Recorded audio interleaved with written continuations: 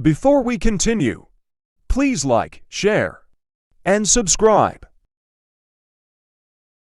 The movie starts in the year 1962 on an Italian ocean liner named Grazia. A singer named Francesca is entertaining the guests, who enjoy the night dancing with their loved ones. Amidst the crowd, a little girl named Katie sits alone because she doesn't have a partner to dance with. The captain of the ship notices this and brings her to the floor. The lively party quickly turns into a dreadful one when an unknown hand lifts a lever that tightens a wire cord. The wire then snaps and whips across the dance floor, bisecting the passengers and crew. Their bodies thump on the ground one after another, creating a bloodbath. The only person left alive on the dance floor is Katie, since the wire couldn't get her because of her height.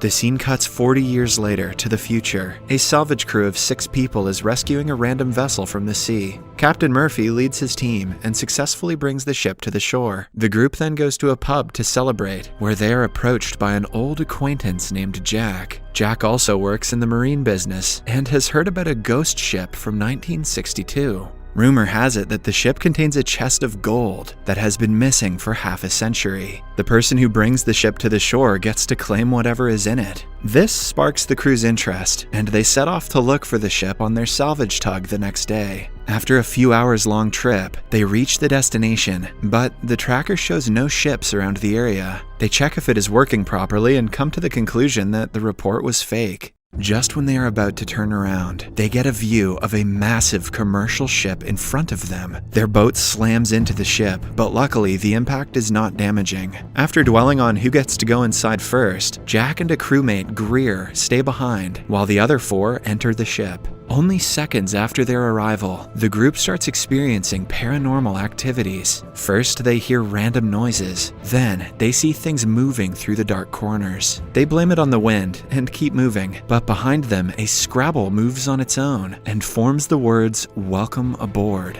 I call bullshit. No one ever gets a hand that good in Scrabble. When they are on the upper deck, one of the crew members named Munder falls into a hole, but he is saved by the only woman in the group, Maureen. As she tries pulling him up, the little girl, Katie, suddenly appears in the background. She disappears within seconds, not giving Maureen a chance to comprehend whether she was real. The incident makes her feel uneasy, but she doesn't tell anyone about it. A little further, the group discovers a digital watch on the floor. Since these kinds of watches were not a thing in 1962, they theorize that someone has been on the ship before them. After that, the captain decides to continue the search the next day, since the ship is massive. When Maureen is alone at night, Jack approaches her. He senses that she is tense after saving Munder earlier. Upon finding out about the little girl, Jack goes quiet for a few seconds. He seems to know something, but doesn't show it on the outside. Instead, he suggests Maureen sleep for some more hours to get rid of the hallucinations. The next day, the crew sits down to plan their next move. They have discovered that the ship is slowly sinking because of a damage to its base. They decide to stay in the water for 3 days to fix it, and then return to shore with the entire ship.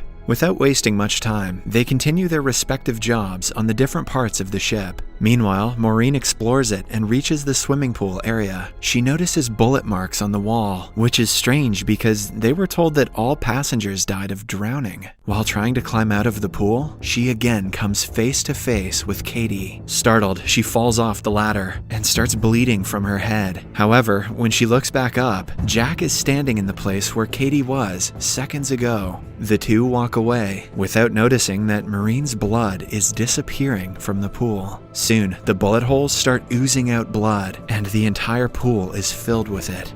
Ghosts don't have blood.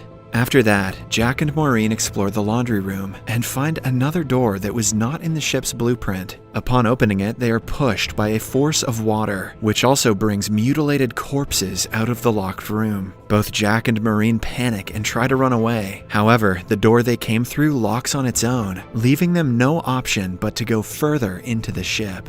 In the meantime, Captain Murphy ends up in the captain's lounge. He finds an opened bottle of alcohol, but while trying to take a sip, he sees the ship's actual captain in the mirror. The glass drops and shatters as Murphy runs away in fear. Unaware of the paranormal activities, Greer is minding his own business when he hears someone singing. It is Francesca, the same performer who was entertaining the passengers on board in 1962. Greer looks for the source of the sound but gives up after a while. What he doesn't know is that the woman is watching him walk away from behind him.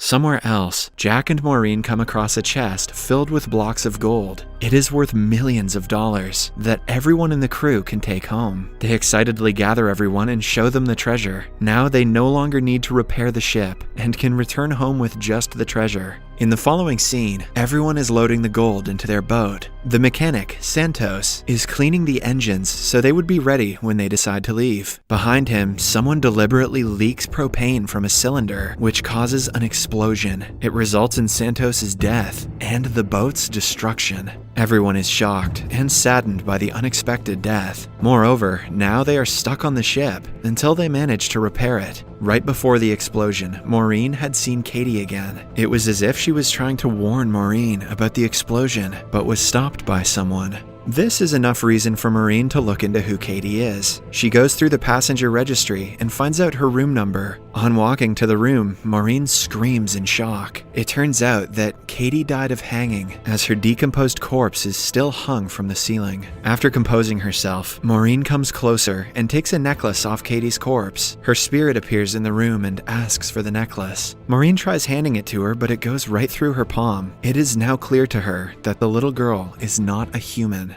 Took her long enough. In the kitchen, 2 crew members find fresh meals. They do not question it before devouring half of the food. Initially, it tastes amazing, but after a while, they smell a horrible scent. On checking, they see that the food has turned into maggots. Both of them panic and start vomiting in disgust. Then there is Greer, who is in the ballroom. Everything is normal until all of a sudden, the place transforms into how it looked before the wreckage. The guests surround him and act like they are at a typical party. Moreover, Francesca seems to have extra interest in him. She flirts with the guy and manipulates him into kissing her, even though he has a fiancée waiting for him at home. After the kiss, he is already too deep to back out. Francesca starts undressing while he follows her, hoping to end up in her room, but instead, he falls off a high platform and dies. This is a metaphor for where cheating gets you in life. The beautiful woman then shows her real, deformed face. In the meantime, Murphy is in the captain's room when suddenly a bottle of alcohol starts moving on its own. He looks at it closely, then finds the ship's captain sitting in front of him. The man offers Murphy some alcohol, much to his disbelief. The captain is not here to hurt him, but to have a chat. He tells Murphy about a lost ship named Lorelei. 40 years ago, when everything came down, the Lorelei ship was found by Grazia, the ship they are on right now. But 2 days after finding the lost ship, Grazia also disappeared. With that being said, Murphy is handed a picture that leaves him in shock. Meanwhile, Katie and Maureen are also chatting in her room. The little girl reveals that everyone who died on the ship 40 years ago has been trapped here ever since. They cannot go to heaven because someone powerful is binding them to the ship. Now, the only way they can be released is if the ship is destroyed. Before Katie explains who the powerful person is, the walls in the room start changing colors. She panics and orders Maureen to run away before disappearing herself. Back in the swimming pool area, Murphy is looking for the rest of the crew. He has finally found out the truth about the ship's disappearance and wants to return to the shore as soon as possible. But on the way, he is attacked by several Santos, the guy who died in the explosion earlier. The hallucination seems so real that when Maureen approaches him, Murphy thinks she is also the ghost of Santos. He attacks her and does everything he can to end her life. Maureen somehow manages to stab him in the feet and save herself. A while later, Jack arrives and knocks Murphy out for their own safety. They put him in a drained fish tank and lock him inside. By now, the group doesn't care about the gold and just wants to return to land. They continue fixing the ship for the next few hours and finally get it done. Since Greer has still not returned from the lounge area, everyone is worried. While the guys do some last-minute checking, Maureen goes to look for him. She yet again comes across Katie, who shows her Greer's dead body. This time, the girl is adamant about showing Maureen everything that happened on the ship 40 years ago. She touches Maureen and brings her to the past. The ship is lively with people's chatter and laughs, but what they do not know is that the co-captain has convinced the entire crew to kill everyone on board for the gold they found earlier. The cooks mixed rat poison with the food, which killed the majority of the people. Then, the dance floor massacre followed. The remaining survivors were shot dead in the pool. Poor Katie was dragged into her room and hanged to death. At last, the crew members ran to the treasure and started grabbing whatever they could, but the co-captain didn't allow that either. Joining hands with Francesca, he shot every single one of them.